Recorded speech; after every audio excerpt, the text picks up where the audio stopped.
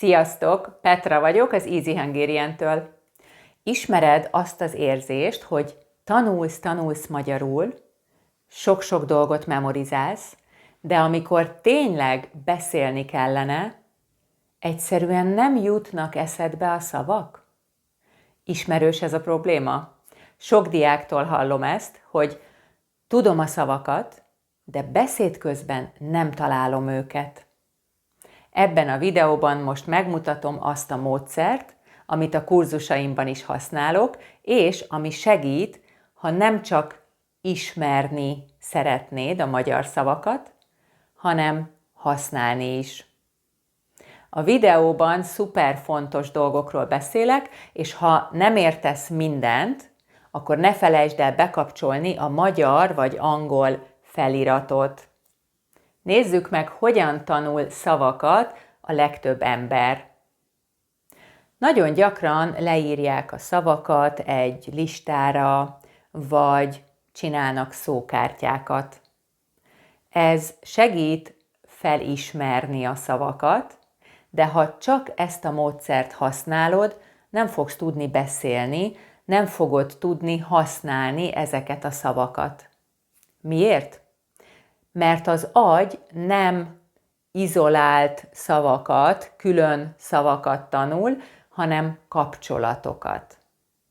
Ha csak szólistákat tanulsz, akkor a szavak olyanok, mint a szigetek térkép nélkül. Ha az egyik szigetnél vagy, akkor nem tudod, hogy hol van a másik sziget, és milyen irányba kell indulni a következő szigethez. Ha csak a szót ismered, de nem tudod, hogyan kell használni egy mondatban, akkor nehéz lesz beszéd közben használni, mert amikor magyarul beszélsz, akkor nincs idő sokat gondolkodni.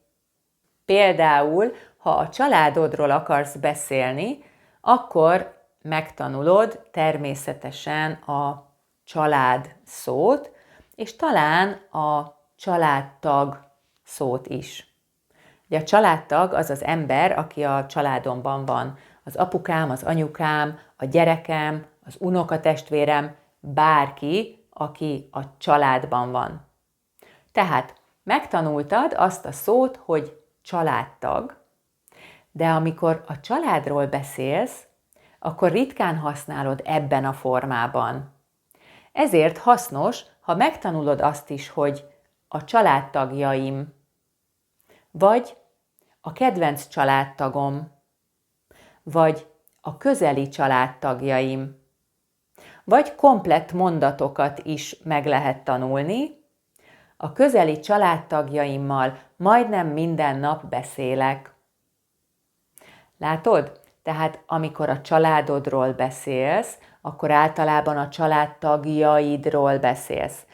De ha beszélgetés közben azon kell gondolkodni, hogy a családtag milyen végződést kap, ha azt akarom mondani, hogy a családtagjaim, ez nagyon sok idő.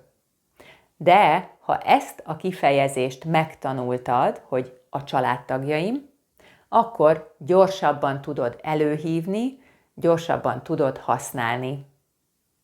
Amikor olvasol magyarul, vagy hallasz egy magyar szöveget, akkor lehet, hogy felismered azt a szót, hogy a családtagjaim.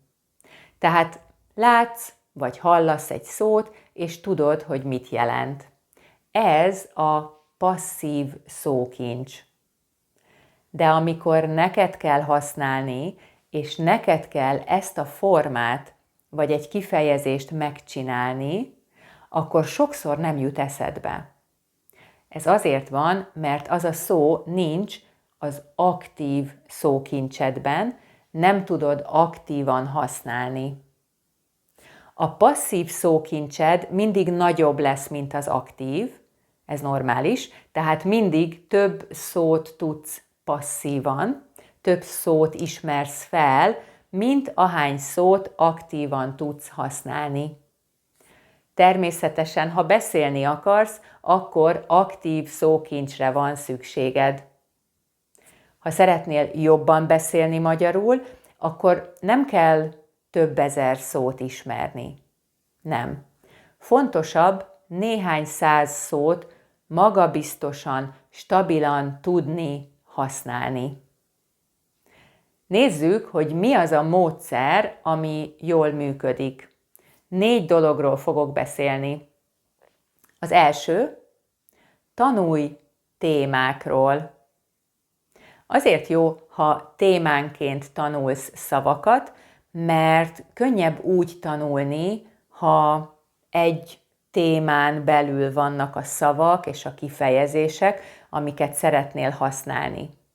Például, ha a családról beszélsz, akkor meg lehet ugye tanulni a családtagjaim kifejezést, és azt is, hogy a közeli családtagjaim. Beszélek a családtagjaimmal. Sok időt töltök a családtagjaimmal.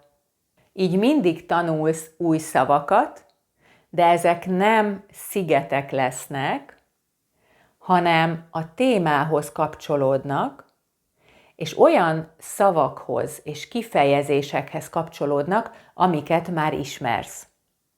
Így könnyebb lesz az új információt megtanulni. Később, amikor például a magyar szomszédoddal vagy valakivel szeretnél a családodról beszélni, akkor ezek a kifejezések már ott vannak készen az agyadban, a fejedben, és így sokkal gyorsabban tudod használni őket beszéd közben. A második dolog nagyon hasonló ehhez.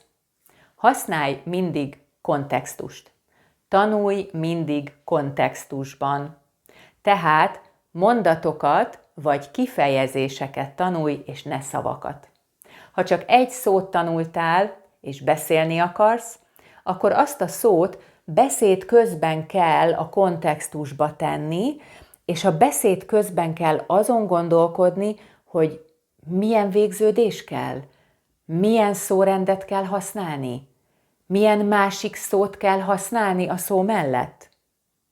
Még egyszer a példa, a családtagjaim.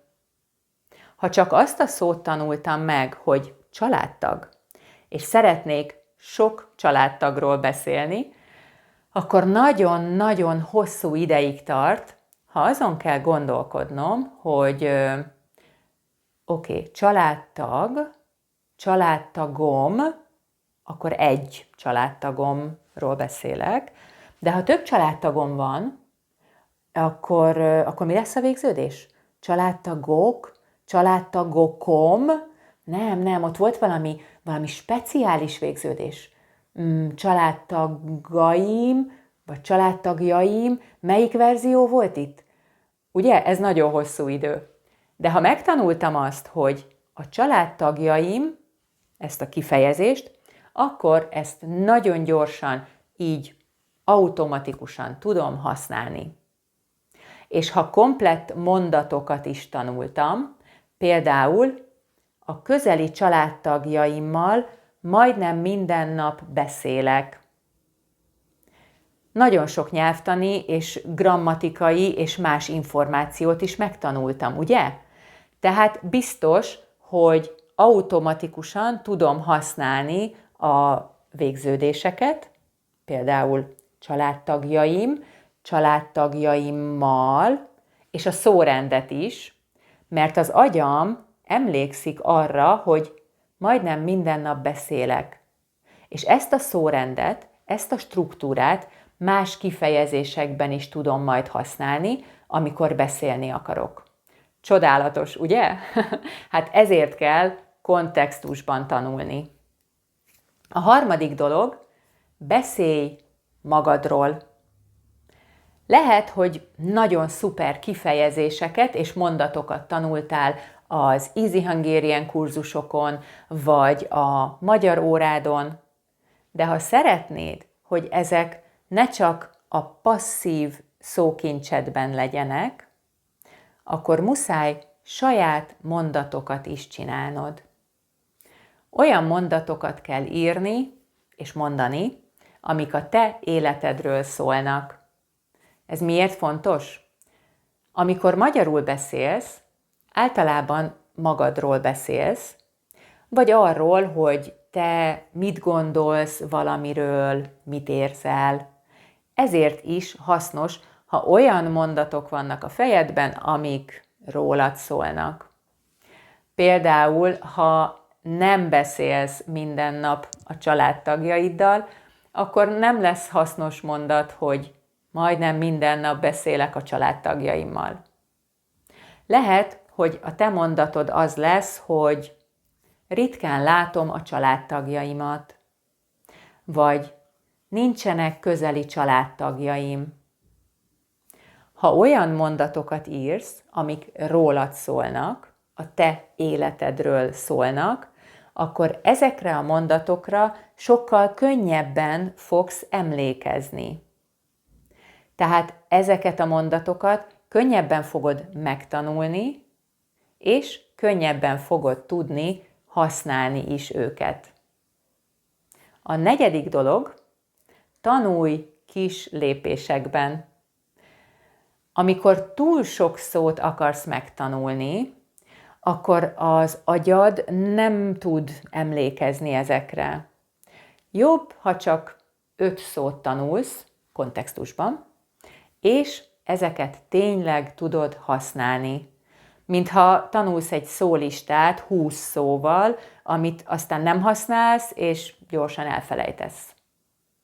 Biztosan te is hallottad már azt, hogy jobb minden nap egy kicsit tanulni, mint hetente egyszer 2 órát. Például, ha minden nap tanulsz 15 percet, akkor jobban fogsz magyarul beszélni, mint ha egész héten nem csinálsz semmit, és szombaton tanulsz 2 órát.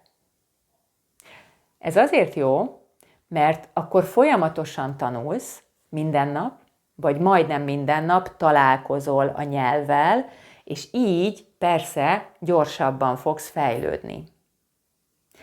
Azért is jó kis lépésekben tanulni, mert könnyebb beépíteni a napi rutinba.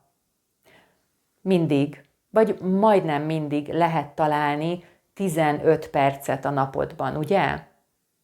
És ha tudod, hogy csak 15 percet kell tanulni, akkor talán motiváltabb is leszel, és azt mondod, oké, most leülök magyarul tanulni, csak 15 perc és kész.